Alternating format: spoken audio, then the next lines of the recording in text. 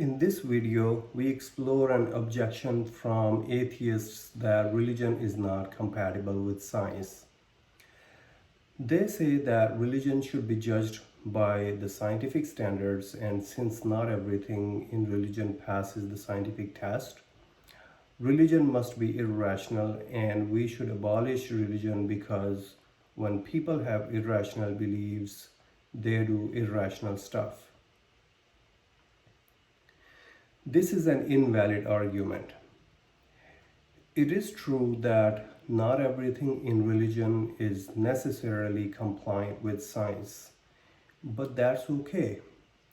There are areas in religion that do not have to comply with science, and it's not a down point for religion.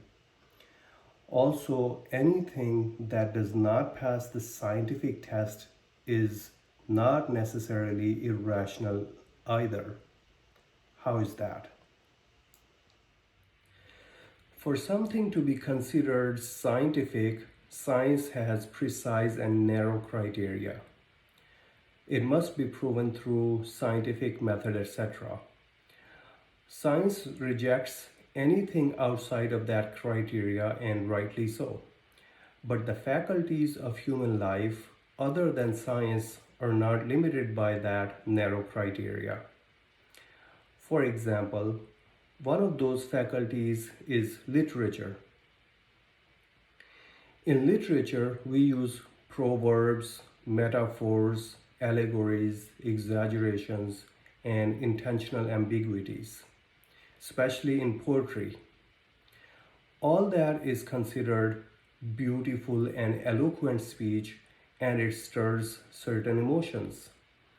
Now, if we defined rationality by science and we started judging literature through scientific standards, it would all seem invalid and irrational because scientific language is exact and allegories and metaphors, etc., are outside of the acceptance criteria of science.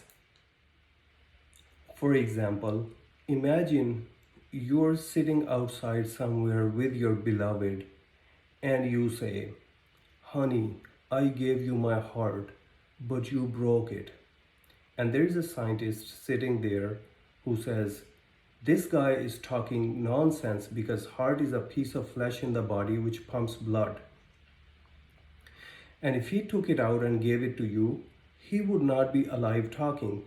His heart is still in his rib cage, which can be proven through an EKG test. He's just lying and talking irrational." What are you going to say to the scientist?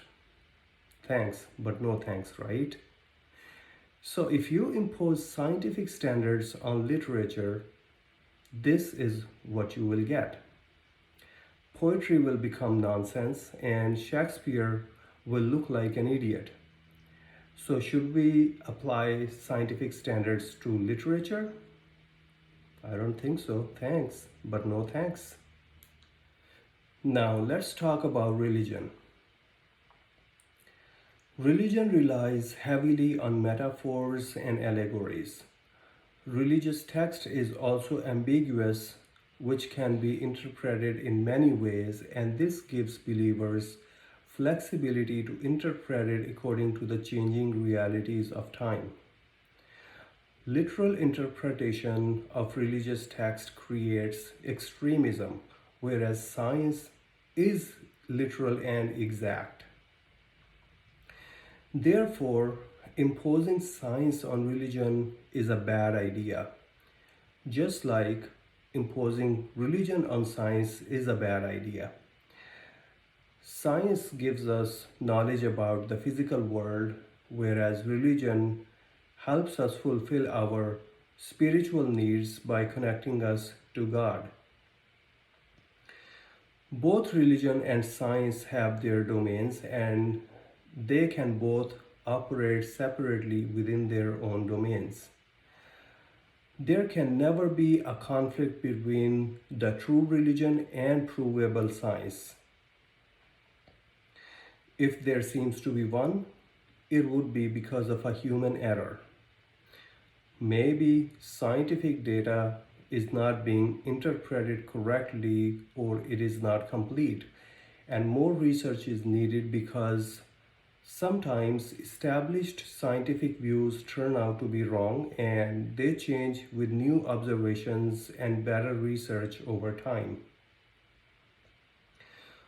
Or maybe a religious metaphor or allegory is being taken too literally, or it is not being interpreted correctly.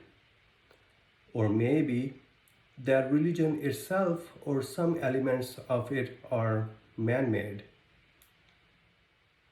So if someone says Earth is literally 6,000 years old and Sun was created after Earth on the basis of their religion, they are mistaken and perhaps need to revise the interpretation of their religious text.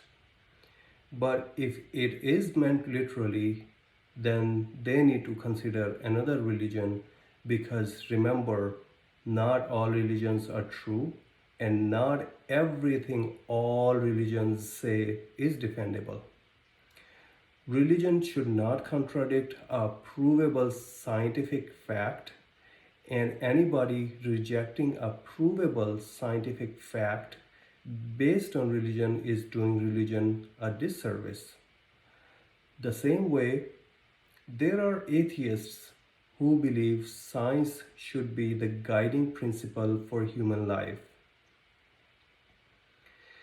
But science is not interested in religion, politics, legal and business matters, etc.